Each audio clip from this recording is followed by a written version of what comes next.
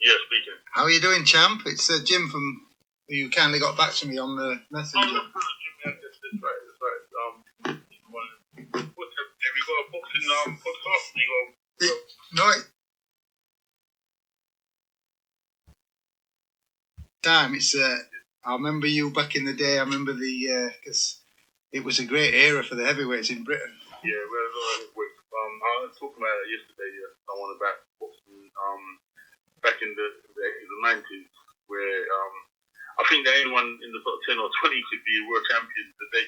You know, I just think that sometimes we're a bit biased. No, I agree with you. I agree. I mean, it was a great era.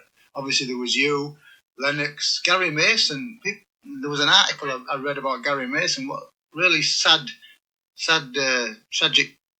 thing that happened to Gary, wasn't it?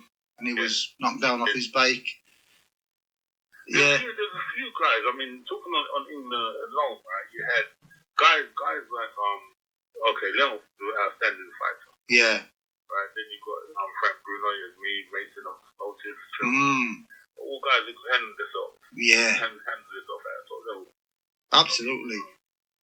But things move on, and with me, I stay around in boxing now, looking out for advising guys, and I write the column. I've got a column in the boxing. Yeah, I've seen that. Yeah, Sweet D Files. So and I also write freelance a lot of other magazines and papers. So right.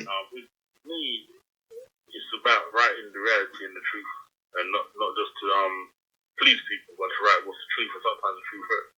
Yeah. Well, yeah. I mean, as you know, there's a lot of stuff going on just lately, controversial stuff. I don't know, drugs, positive drug tests, and all sorts of things going on. It just didn't seem to happen back in the day, did it? I guess, like just lately, you got obviously the Conor Benn thing, you got Dillian White, you got who was the other guy? Sokolowski. He tested, didn't he? That heavyweight, and I don't know. It's just, I mean, that's an entirely different. That's an article in itself, isn't it, champ? I mean, yeah, of course. I mean, you think about it, Jim. The problem with that we have in boxing is that there's no world governing body. So you have the world boxing authorities that world title fights on. But there's no real world governing bodies say they govern boxing on a whole. So people will do their own thing. You understand? Like someone can come up and I don't know, the PEDs for instance. Someone who uses that can get banned for 6 months and back in boxing again. Yeah. Or they can go fight for another organisation, and then there's no problem. We've got to try to stamp out those things, and boxing needs more order and conduct. But until then, it's going to be running like everyone loves their own thing. If they don't like it, they set up a new governing body. Yeah. Yeah, well, you're exactly right. Yeah, obviously, yeah, you know, you're right. Bang on what you're saying. Yeah, it needs to be. I don't know if it could ever happen where there's a universal body or whoever's in charge. I just don't know if that could ever happen. But something has to be done because, like you say, there's guys. You always have a problem. And the problem is that we also face that with boxing, it's a physical sport. Guys who take a performance enhancing drug who come in and they're able to train that much harder and build like a superhuman strength, and they can cause damage in the other guys. So definitely needed to look at a way to curb it, but I don't know if the punishment is lenient enough. But guys are able to take a risk because they know that if they get banned for 6 months, they can come back and fight somewhere else. Yeah. I mean, I'm just thinking about guys like Jarrell Miller. He's done that a few times. And he's fought, I think, 5 times now. Or low key overseas and stuff, but he's angling for another payday, and he may get it. But yeah, but I don't want to take up your time talking about this. I want to talk about your career, if that's all right, Derek, because you had an amazing. I mean, I don't know where to start. Let me ask you first of all, because is it right you only had like a dozen amateur fights? I had 10 amateur fights. 10. Wow. Yeah, that's the whole thing. I spoke about it to someone the other day that I came up with 10 amateur fights. So I never had no backing behind me. No. And someone said that's a good story, right? I never had no big promoter behind me, or no big management team behind me, or no training team, or no governing, or no sponsors, no. investors or anyone. What I had was desire to fight. I love watching the old VHS tapes of all the old fight, the great fighters. Yeah. George Foreman, Muhammad Ali. I watched those guys for a long time. Yeah. Learning, but and having the belief, and that's why I always tell people that you can achieve a goal. Because to become a European at the time, to become a European champion and a Commonwealth champion, the number one in Britain and a top 10 fighter in the world, without having any backing from anyone, says a lot. Because I was fighting at a time where you had to be able to fight to get into it, to get somewhere.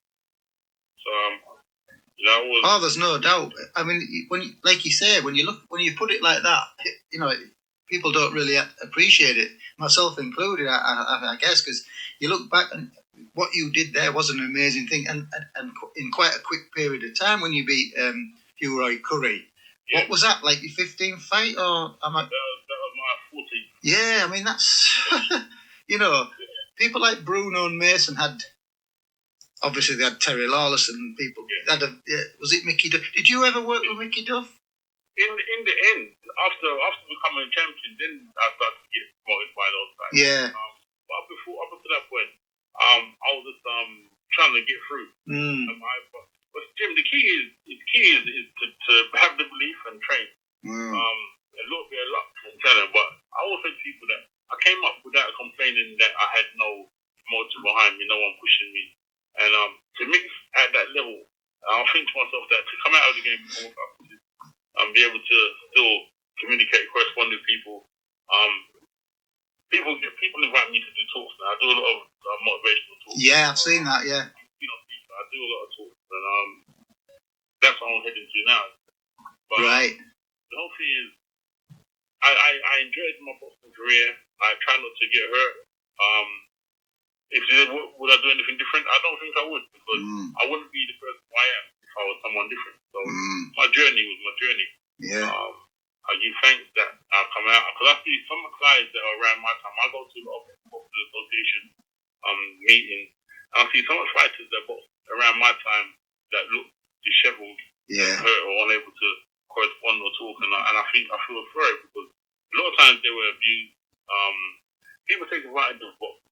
Yeah. Sometimes if you don't know that, sometimes you're overmatched, or you fight at a last minute fight to save a promoter. Yeah. And there was no great money. If you're not fighting on the main event, then there's no great money unless you're selling tickets and getting a deal.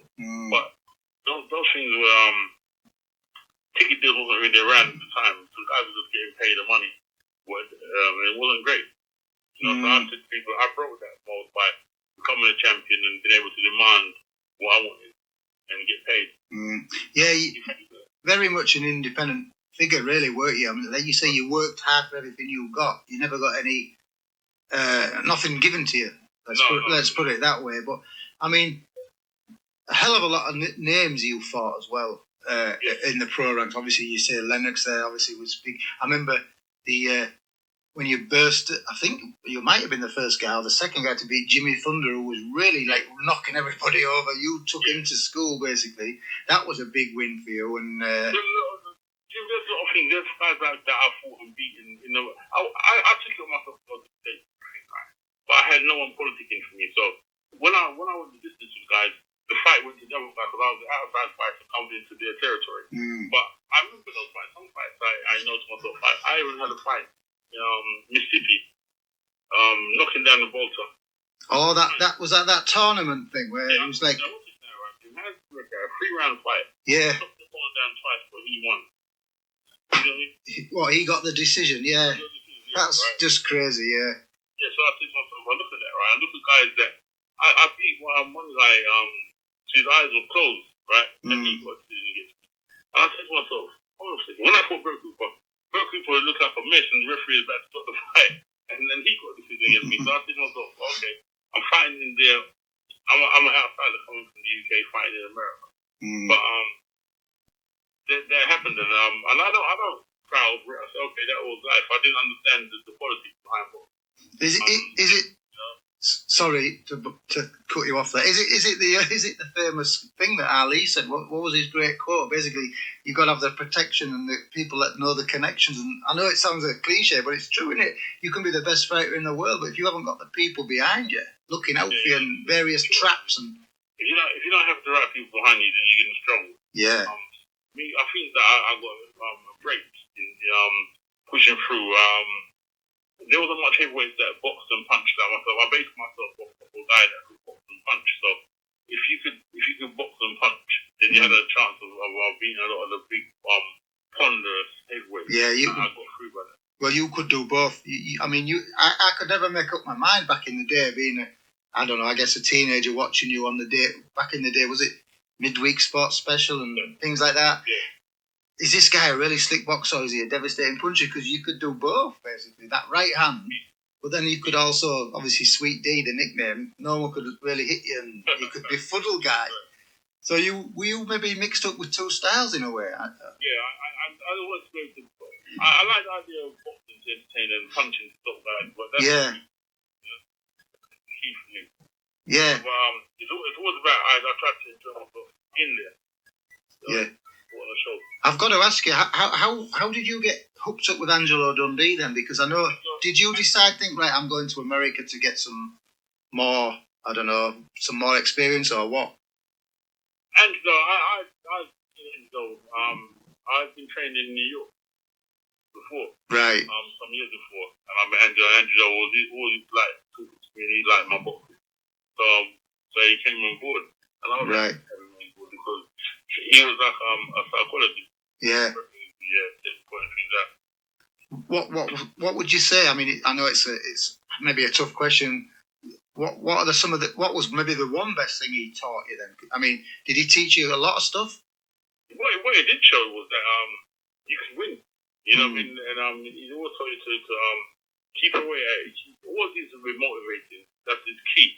And that's what I do to guys now. I motivate them. I never tell guys that they can't do it. I always tell that they can if they put their mind to it. And don't forget that he came from working with guys like Muhammad Ali. Yeah. Who was the greatest of that.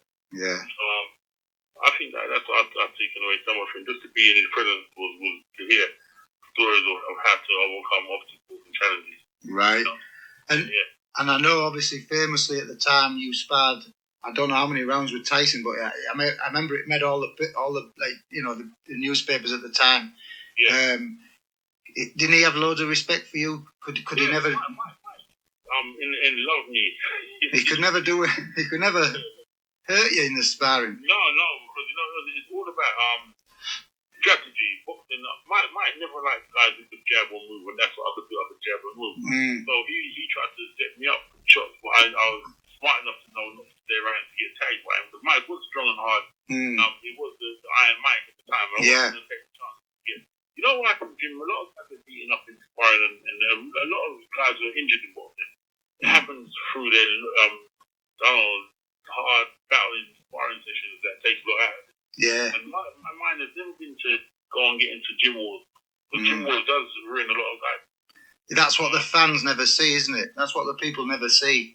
No, gym wars. I mean, if you went to Philadelphia, you see some amazing gym fights, but those guys never make it out of the gym of fighting out in the Horizon or so, because a lot of them end up having wars. Yeah. Leave the fight in the gym.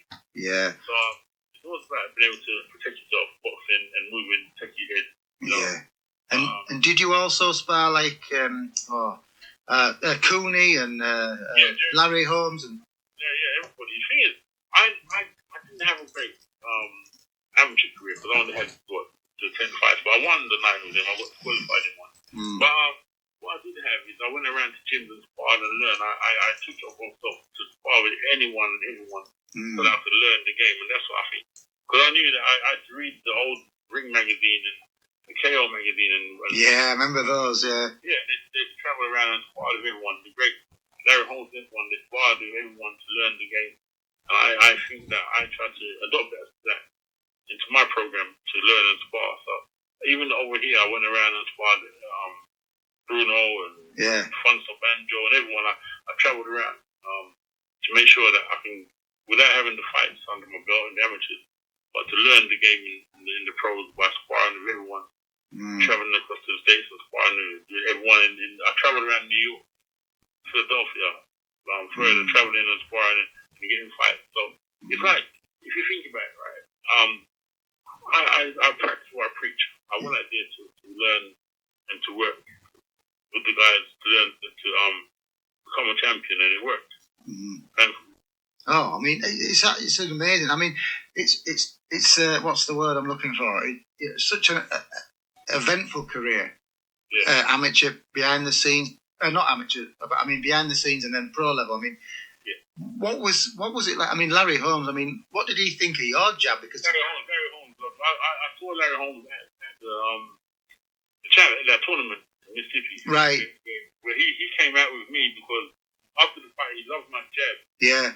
And he thought I won that fight as well. Well, yeah. So to have him, Larry Holmes, in my head I'm thinking, wow, look at this Larry Holmes. He's talking to me, and I'm sitting here, and he's there thinking he could have watched the rest of the fight, but he stayed with me in the change room afterwards, and that's why I ended up going back and training in Philadelphia because of his instruction. Wow. So I take those things as great times in my life where the great Larry Holmes is one of the greatest. Oh yeah, absolutely. I mean, most people say he had probably the best left jab. Maybe him or Joe Louis or someone, you know. So for him to really rate your jab just shows you, doesn't it? Yeah. I've just got to ask you. I don't want to take up too much of your time. I know you're busy, like you say, you're doing the motivational speaking. It's great that you. I mean, talking to you now, it's like you worked in a bank or something. No one would ever know you'd ever taken a punch, which is really cool because you know. Where you based from? Just near Manchester. Okay, cool, man. Yeah, because I had the honour of speaking with James Toney a couple of months back, and as great as it was, I could hardly understand the word. I'm really, sad because he took so much. He had 90 fights, and he had a great defence, but then he had a great chin, and he slurs his words now, which is it's quite. A lot of guys, if you stay around too long, I mean, he was one of the amazing fighters. Yeah. I think he stayed around way past his best and took shots that he shouldn't have taken. Yeah. And sometimes it's the one punch that make a difference. Yeah. This happens to a lot of guys. Sadly. And it's great that you're articulate and sharp. And because someone could be talking to a 28-year-old, they wouldn't know, a guy that never boxed. But I just got to ask you if you can go back to that surreal thing, because people still talk about it. That thing twice actually in France. When you fought Shane, whatever. Yeah. Oh man, was the riot the first fight or the second fight? The second fight. Right, because that was wild. When you go to someone else's backyard to fight, you never know what's in place to protect you. I went over it as the champion. Yeah. But no protection. So when people hand in, boxing is a funny game. You have to be careful where you eat. I mean, people tell you that be careful because they can spike your dream. Yeah. You never know what happens in boxing. So we try to protect ourselves by having your own team. Yeah. I don't know, you have your own chef, your own security team around you. Yeah. So I know that we're traveling around. Something funny happened. And we know that's still going on to this day. Where I think Deontay Wilder complained after he fought Fury. Yeah. Some illegal things went on behind the scenes. Yeah. I don't have to accuse guys. Well, yeah, he said he never felt right, and you I think it was a Shane fight. You just felt like disorientated. Yeah. If you remember right, Jim, I blew this guy away in the first minute and a half, right? The referee was about to stop the whole fight. Because that's my attacking style. But he made the fight go ahead, go on to finish, just to give the crowd a one round. And the difference between the 1 round and 2 rounds is like a night and day. Where I had no more desire to fight. Very strange, because them fights are still on YouTube. Yeah. And just briefly, because I know you've got to go, I really, really do appreciate your time, so I really do. Sweet D, it's an honour to speak with you. Just briefly touching on it, a guy you beat, Tim Doc Anderson. Do you know about his story? I heard that he got put away. Yeah, he got drugged. He definitely got drugged. It's poisoned basically, because the guy that was who he shot, the real scumbag, Rick Elvis Parker, big fat 400-pound guy, wanted to set him up to get a fight with Foreman and whatever, but he ended up fighting that Mark Gastineau, who was like but Tim Anderson took him to school and basically destroyed him. And that guy that was so-called promoter was furious, so he drugged Anderson for the rematch, and he was never the same again. And he ended up shooting this scumbag because of what he did to him. And you fought the guy. You beat him. Yeah. In London, I think it was. Yeah. But it's, like you said, it's a funny sport. There's a lot that goes on behind, a lot of shady business, and but he'll never get out. He'll never get parole, apparently. No, is that right? Yeah, from what I read, yeah. Life for murder, yeah. But that's just, But, I mean, you've got to write a book. Maybe you have you? Have you wrote? But what I'll do, Jim, I want to hit the road again, right? And maybe we'll speak again, and I'll look out for you, man. But you've got to do the after dinner circuit. What a fascinating! You could have the crowd listening on a dime for 2 hours. All the fascinating stuff you've got there, and all of it's true. It's just an amazing story. It's like a who's who. It's like an encyclopedia, isn't it, of the heavyweight division? Your career, fascinating. It really is. No, thanks for that. Fascinating, and not, like you said, not many people won all 3 belts. Yeah. British, Commonwealth, European, and you did it. So yeah. Well, thank you so much. I really do appreciate it. You've made my day. Fascinating speaking with you, and I wish you all the best with what you've got going on. All right, thanks a lot, Jim. Okay, maybe speak again sometime. Who knows, sir? Yeah, all the best.